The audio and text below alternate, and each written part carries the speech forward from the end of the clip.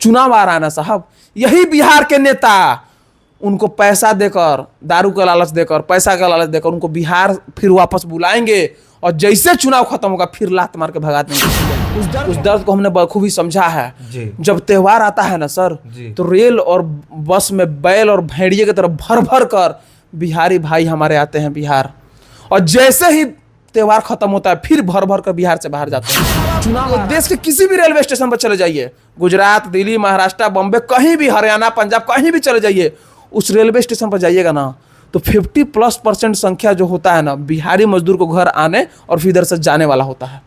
तो उस दर्द को हम लोगों ने बखूबी समझा है।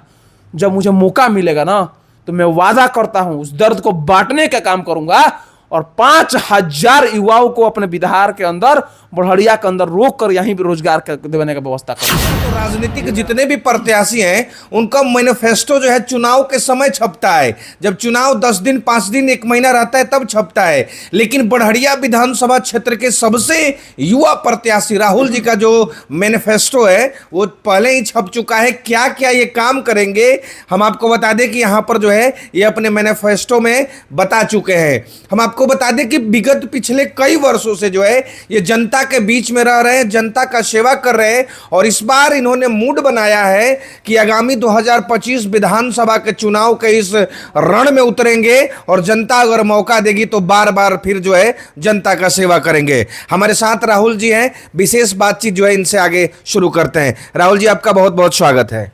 बहुत बहुत धन्यवाद आपका, और आपके जितने भी दर्शक देख रहे हैं उनको मेरा सादर प्रणाम है। सबसे युवा प्रत्याशी हैं, क्या लगता है युवाओं को मौका देगी बरहड़िया की जनता?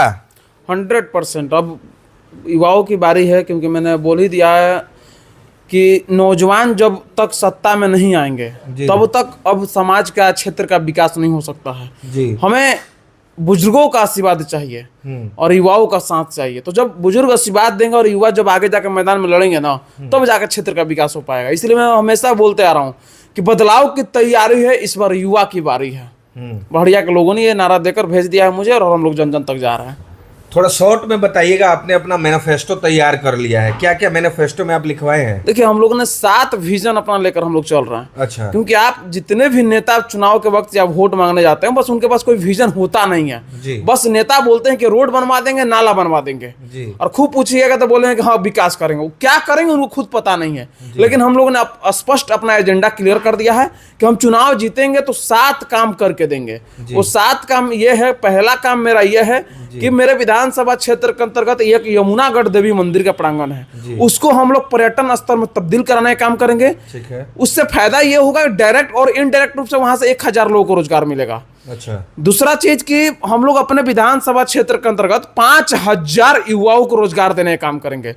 अब लोग सोचेगा 5000 लोगों को रोजगार मिलेगा कैसे है, तो हम लोग छोटा बड़ा हर एक पंचायत स्तर पर लघु उद्योग लगाकर 5000 युवाओं को रोजगार देने का काम करेंगे। उसमें बहुत सारा छोटा लघु उद्योग होता है, वो लगाकर हम लोग रोजगार देने का काम करेंगे। तीसरा, हम लोग जितने भी मेरे विधानसभा क्षेत्र में सरकारी स्कूल है, हर एक सरकारी स्कूल को हम लोग सही ढंग से संचालित करवाने का काम करेंगे। प्लस हर एक वर्ष हम लोग सरकारी विद्यालय में एग्जाम करवाने का काम करेंगे। उस एग्जाम में जो भी बच्चे पास होंगे उनको डिग्री तक फ्री ऑफ कॉस्ट पढ़ाने का काम करेंगे। चौथा काम ये कि हर एक पंचायत में आज के डेट में उप स्वास्थ्य केंद्र बन रहा है। जिस पंचायत में नहीं उस पंचायत में बनवाएंगे, और जिस पंचायत में बन गया है और 40 पंचायत में हम लोग उप स्वास्थ्य केंद्र को सुचारू रूप से ढंग से चलवाने का काम करेंगे। क्योंकि उप स्वास्थ्य केंद्र में आप जाइएगा तो रुई है तो सुई नहीं, सुई है तो रुई नहीं। और बहुत ऐसा हमारे क्षेत्र में उप स्वास्थ्य केंद्र है जहाँ पर बैल और भैंस बांधा जाता है और चिपरी या गोहरा पथा जाता है। सही बात। 5वां काम हमारा ये है कि हम लोग हर एक पंचायत में 400 मीटर का रनिंग ट्रैक बनवाएंगे, जहां से नौजवानों को फिजिकल की तैयारी करने के हर एक प्रकार का सुविधा मिलेगा और बड़े बुजुर्ग सुबह शाम टहल सकेंगे। हम लोग ब्लॉक स्तर पर किसानों के लिए प्रशिक्षण केंद्र खोलेंगे, जहां से उनके खेती करने के लिए हर एक प्रकार की सुविधा दी जाएगी।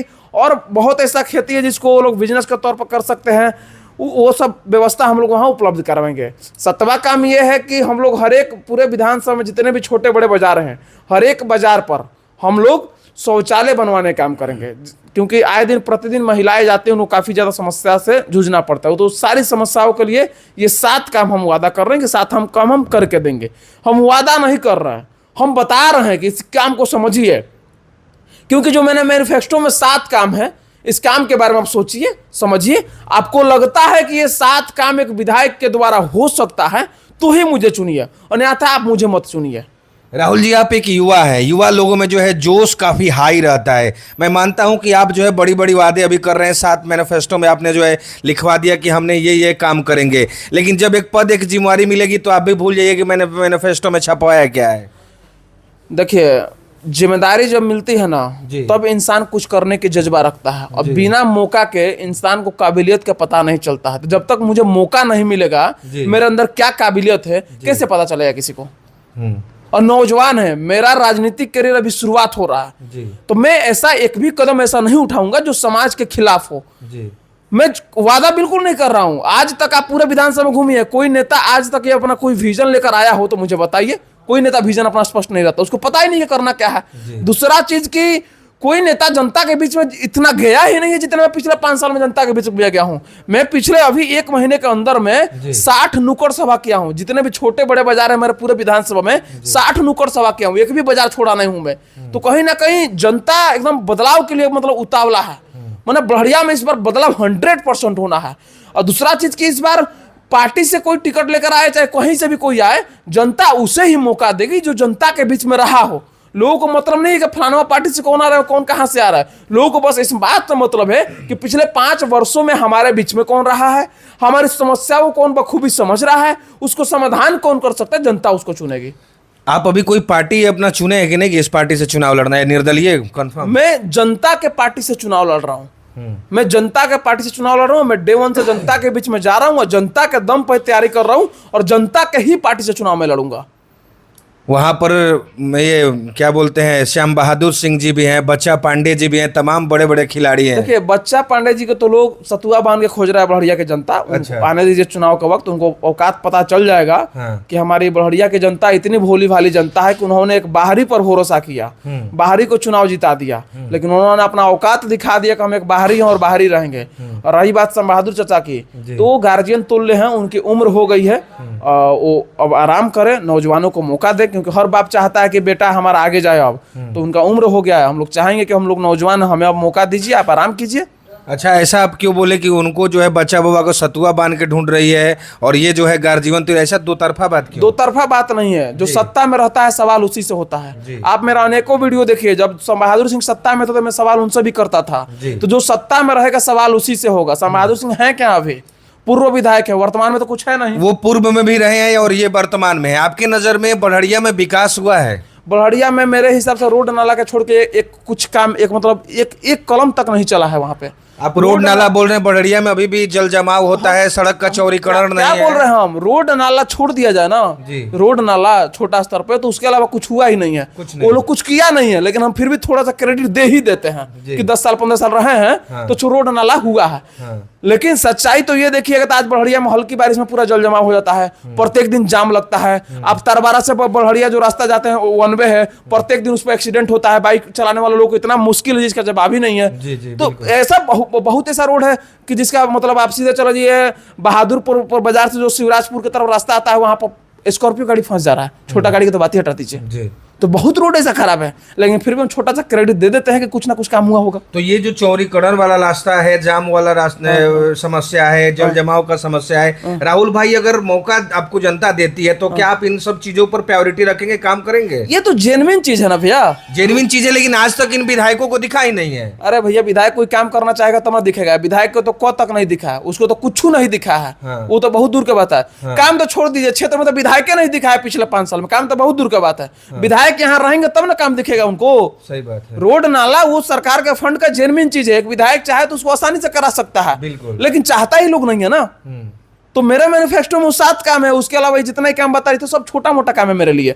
विधायक के लिए सब छोटा मोटा काम है। रोड नाला ये आसानी चीज, एकदम आसानी से हो गई सब चीजें। ये जो बच्चा पांडे जी अभी विधायक हैं, पूर्व में श्याम बहादुर सिंह जी हैं, आप ही की तरह वो लोग भी जाकर के जनता के पास वादा किए होंगे कि मैं आऊंगा तो ये करूंगा वो करूंगा, लेकिन आज उनके विपक्ष में आप ऐसी बातें बोल रहे हैं। कल हो कि आप भी कहीं ऐसा हो? देखिए, श्याम बहादुर सिंह तो सत्ता में है नहीं, तो सवाल तो उनसे होगा नहीं। और बाकी श्याम बहादुर सिंह का आज तक कोई मैनिफेस्टो रहा नहीं है। बस जाते हैं, प्रणाम करते हैं, वोट मांगते हैं। आज तक उनका मैनिफेस्टो कोई रहा नहीं है। हाँ, वर्तमान जो विधायक है बच्चा जी पांडे, इनका एक लंबा मैनिफेस्टो था। अच्छा। मैनिफेस्टो में एक सिंगल काम नहीं हुआ है। अब आप बोल रहे हैं कि हम भी वैसे ही बोल रहे हैं, हम भी नहीं करें। उनमें और मेरे में बस थोड़ा सा फर्क ये है कि ना वो चुनाव जीतने से और लड़ने से पहले क्षेत्र में थे और ना जीतने के बाद में है।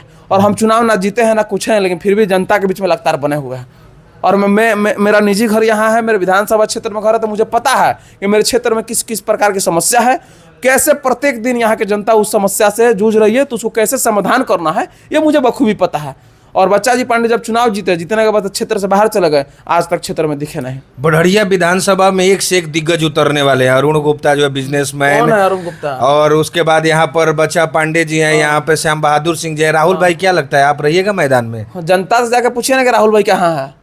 24/7 तो राहुल भाई जनता के बीच में ना दिखते हैं। आप लोगों को सबसे बखूबी तो आप लोगों को पता है कि राहुल भाई कितना दिखते हैं। आपका दरौदा घर है, पहली बार आप हमसे मिल रहे हैं, कहीं ना कहीं सोशल मीडिया में मेरे कार्य को देख कर ही आप आए हैं मेरे पास, तो अंदाजा लगा सकते हैं कि क्षेत्र से बाहर होने के बाद भी आप कहीं ना कहीं थोड़ा सा भी 0.5% आपके प्रति मेरे लगा कि हम कुछ कर रहे हैं क्षेत्र में, तो आप आए हैं मेरा इंटरव्यू कर रहे हैं। बिल्कुल। बाकी आप जिन लोगों का नाम ले रहे हैं कोई क्षेत्र का नहीं है, और बाहरी को जनता इस बार जमानत जब्त हो जाएगा। बाहरी जो प्रत्याशी आए ना, सब रुपया पैसा बोरा में कस कर, मतलब ऐसा बढ़िया कि जनता फेंकेगी ना इस बार। बाहरी लोग को औकात का पता चल जाएगा, जिंदगी में चुनाव लड़ना छोड़ देगा लोग। बाहरी लोग को तो बढ़िया की जनता खोज रही है सतुआ बनकर। बढ़िया में नेता का कमी है कि बाहरी को जाके मलाई खाएगा यहाँ पर। वो दौर चला गया अब कि बढ़िया की जनता ठगी जाए। बढ़िया की जनता समझदार हो चुकी है, वो चाहे किसी भी दल से आए, चाहे किसी भी पार्टी से कोई बाहरी आए, बाहरी को बढ़िया बाइकआउट कर चुकी है। एक बार कोई धोखा खाता है, बार बार भैया धोखा नहीं खाता। कहीं इस बार भी इनको मौका दिया, कोई आ जाए बाहरी को मौका मिलेगा ही नहीं। दीजिए हम कहीं लिख देते हैं, बाहरी चुनाव जीतेगा ही नहीं। अच्छा राहुल भाई, बिहार में सरकार किसकी बननी चाहिए? सरकार जनता की बननी चाहिए। मैं किसी पार्टी के ना ही समर्थन में हूं ना ही विरोध में हूं। मैं पूरे बिहार के 243 सीट के अगर बात कर रहा था, मैं उस पर सभी जनता से निवेदन करता हूं, जहां तक मेरा वीडियो पहुंचे, जिस भी विधानसभा पहुंचे, कि किसी पार्टी के नेता को वोट मत दीजिए, किसी जाति के नेता को वोट मत दीजिए। आप वोट उसे दीजिए जो जरूरत पर आपके लिए खड़ा हो जाए। तो जब जरूरत पर जो व्यक्ति आपके लिए खड़ा हो रहा है ना, वो छोटा हो या बड़ा हो, वो आपके लिए सबसे बड़ा है। तो आप वोट उसे दीजिए जो आपके बीच में रहता हो, जो आपकी समस्याओं को सुनता हो, उससे आपका काम हो या ना हो, मौका दीजिएगा तब ना करेगा। तो अपने बीच के लोगों को मौका दीजिए, निश्चित रूप से विकास होगा। 29 तारीख को यहाँ सिवान में तेजस्वी यादव जी आ रहे हैं, राहुल गांधी जी आ रहे हैं, सो हो सकता है कि अखिलेश यादव जी भी यूपी से आए, तो उससे प्रभाव पड़ेगा बड़हरिया में? मुझे जानकारी नहीं है इस बात की। हाँ, मुझे आ रहे हैं, हम बता रहे, तो प्रभाव पड़ेगा? कुछ प्रभाव नहीं पड़ेगा जी। कुछ पर एक दिन के आने से उनका क्या बढ़िया बदल जाएगा? बढ़िया बदल जाएगा एक दिन के आने से। आज भी बढ़िया सदर अस्पताल में क्या स्थिति यह है कि कोई पेशेंट का एक्सीडेंट हो जाए, मर जाता है, तो उसको समय से बेड नहीं मिलता है। बेड छोड़ दीजिए, एम्बुलेंस नसीब नहीं होता है, स्ट्रक्चर नहीं मिलता है कि उसको तुरंत लाद के अंदर बेड पर लेके जाया जाए। ये स्थिति है हमारे बढ़िया की। बिहार में रोजगार कितना बड़ा मुद्दा है? आप एक युवा है, युवा के दर्द को आप समझ सकते हैं। जिस तरह से बिहार से प्रतिदिन गुजरात बॉम्बे जो है ट्रेन भर के जा रही है, तो बिहार में रोजगार कितना बड़ा मुद्दा है? रोजगार मुद्दा है, तभी तो मैंने पहला और दूसरा जो बात बोला मैं अपना मैनिफेस्टो में 5000 युवाओं को रोजगार देने का, और कहीं ना कहीं मुद्दा है तभी मैं बोला। उस दर्द को हमने बखूबी समझा है। जब त्योहार आता है ना सर, तो रेल और बस में बैल और भेड़िए की तरफ भर भर कर बिहारी भाई हमारे आते हैं बिहार, और जैसे ही त्योहार खत्म होता है फिर भर भर कर बिहार से बाहर जाते हैं। चुनाव आ रहा है ना साहब, यही बिहार के नेता उनको पैसा देकर, दारू का लालच देकर, पैसा का लालच देकर उनको बिहार फिर वापस बुलाएंगे, और जैसे चुनाव खत्म होगा फिर लात मार के भगा देंगे। उस दर्द को हमने समझा है सर। आप किसी भी बिहार के रेलवे स्टेशन पर चले जाइए, सबसे ज्यादा जाने वाले की संख्या होती है, वो 19% उसमें प्रवासी मजदूर होते हैं। बिहार के अलावा आप देश के किसी भी रेलवे स्टेशन पर चले जाइए, गुजरात, दिल्ली, महाराष्ट्र, बॉम्बे, कहीं भी, हरियाणा, पंजाब, कहीं भी चले जाइए, उस रेलवे स्टेशन पर जाइएगा ना, तो 50+ संख्या जो होता है ना, बिहारी मजदूर को घर आने और फिर इधर से जाने वाला होता है। तो उस दर्द को हम लोगों ने बखूबी समझा है। जब मुझे मौका मिलेगा ना, तो मैं वादा करता हूं उस दर्द को बांटने का काम करूंगा, और 5000 युवाओं को अपने बिहार के अंदर, बढ़िया के अंदर रोक कर यहीं भी रोजगार देने का व्यवस्था करूंगा मैं। ये मेरा वादा है। और जितना मैं 7 काम बोला ना सर, आप इसको लिख लीजिए, रिकॉर्डिंग कर रहे हैं ना, इसको रखिएगा जीवन। मैं चुनाव के वक्त स्टाम्प पेपर पर लिख कर दूंगा कि पिछले 5 साल में अगर ये मैं 7 काम नहीं करता हूं, तो चुनाव लड़ना दूर का बात है, वोट मांगना दूर का बात है, मैं आजीवन जनता के बीच में जाकर चुनाव नहीं लड़ूंगा। ये बहुत बड़ी बात मैं बोल रहा हूं। चलिए, बहुत बहुत धन्यवाद।